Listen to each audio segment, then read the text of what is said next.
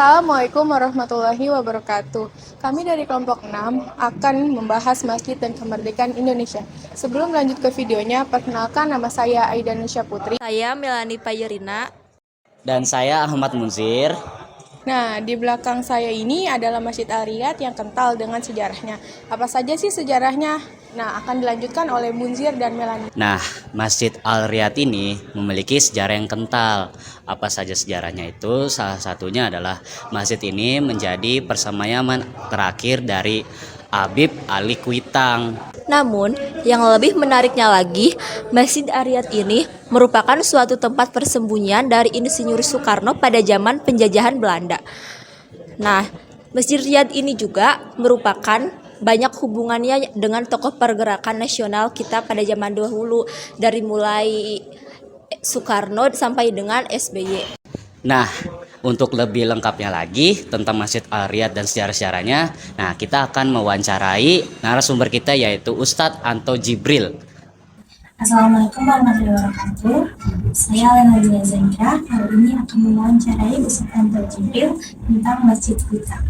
Pertanyaan pertama, apa sejarah dan signifikasi Masjid Al-Riyad Kuitang Jakarta terkait dengan peristiwa kemerdekaan Indonesia? Masjid Kuitang itu didirikan sama Habib Ali itu tahun 1909. Tapi sebelum itu Masjid Kuitang sudah ada dari tahun 1897 Masehi. Sedangkan kaitan Masjid Kuitang dengan kemerdekaan itu di mana dulu tahun 1931 akhir menuju tahun 1932 seorang tokoh pergerakan kemerdekaan Indonesia, Bung Karno, itu sudah bermukim di rumah Habib Ali. Maksudnya bermukim itu dia itu menginap selama ada kegiatan di Batavia, dibawa oleh Tengku Sri Tamrin. Setelah beliau itu dibebaskan dari penjara Sukamiskin, mengikuti Kongres Indonesia Raya di Bupatan Surabaya itu, lalu dibawa oleh Musni Tamrin ke Kuitang.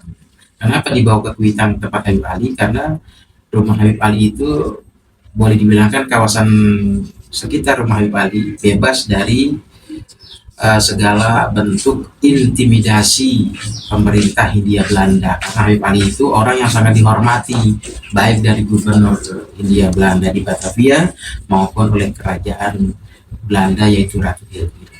Dari situlah boleh dikatakan Masjid Riyad itu atau Masjid Kuitang tempat singgah Bung Karno dan tempat melakukan aktivitas ibadah dan kegiatan politiknya. Baik, untuk pertanyaan selanjutnya akan dibacakan oleh saya, Nabila Jani Fitri. Untuk pertanyaan selanjutnya, apakah Masjid Al-Riyad Kuitang pernah menjadi tempat pertemuan atau kegiatan penting selama peristiwa kemerdekaan Indonesia? Ya, di Masjid Riyad itulah banyak tokoh-tokoh yang banyak kita ketahui kalau disebutkan namanya, diantaranya ayah dari Buya Hamka. Ayah Buya Hamka itu seorang ulama yang ditunjuk oleh Jepang yang masuk dalam Majelis Islam Indonesia dan selalu kegiatan dakwahnya ada di Masjid Kuitang.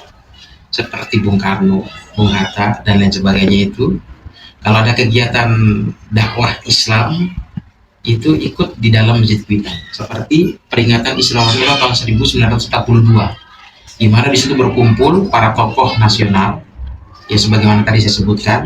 Dan di sanalah pertama kali Bung Karno pertama kali berbicara setelah dibebaskan oleh Jepang dari tahanan Belanda tahun 1942. Dan di Masjid Kuitang itulah pertama kali seorang tokoh yang bernama Bung Karno ikut menjadi khatib Jumat. Ya, dan Bung Hatta juga dan tokoh-tokoh lainnya. Dari tempat itu pula diadakan setiap hari Ahad pengajian hari Minggu yang rutin diadakan oleh Ali. Itu di mana Bung Karno, Bung Hatta, Ki Hajar Dewantara, Ki Haji Mas Mansur, ayahnya Buya Hamka dan lain sebagainya ikut berbicara. Ini Bung Karno di Masjid Istana. Nah, ini Habib Ali Kuitang, ini Bung Karno. Ini Muhammad Yamin, ini anaknya Habib Muhammad. Nah, setelah diresmikan itu ya, nah itu sama ini sama ini foto. Nah, itu Habib Ali tengah sama Habib Muhammad, itu Bung Karno. Setelah masjid itu selesai diadakan pertemuan ulama. Nah ini sekitar tahun 60-an, kalau ini tahun 50-an saya lupa kan pasti.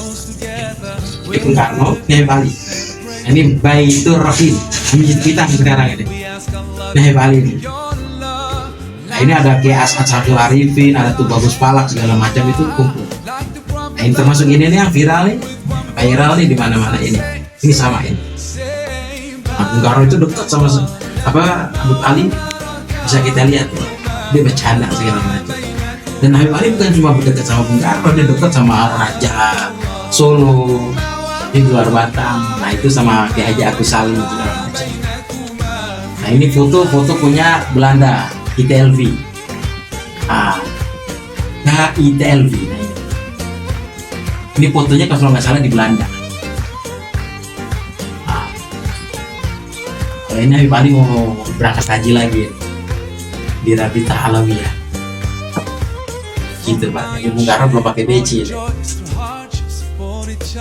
Ini dari majalah Panji Pustaka. Kalau di Asia Raya dia agak buram. Ini saya dapat dari majalah Panji Pustaka.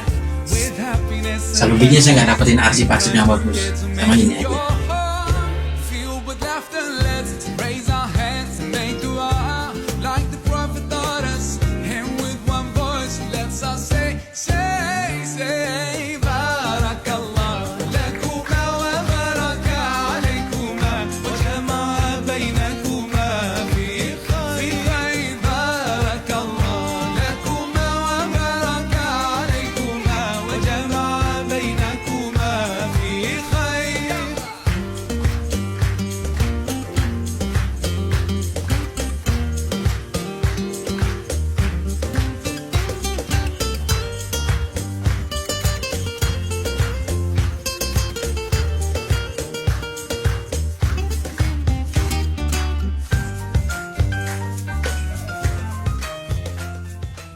Nah, itu merupakan penjelasan dari Ustadz Abdul Jibril. Gimana, kalian sudah bisa memahaminya atau belum? Saya harap kalian semua udah bisa memahaminya ya. Sekian dari saya, Aida Nusya Putri. Wassalamualaikum warahmatullahi wabarakatuh.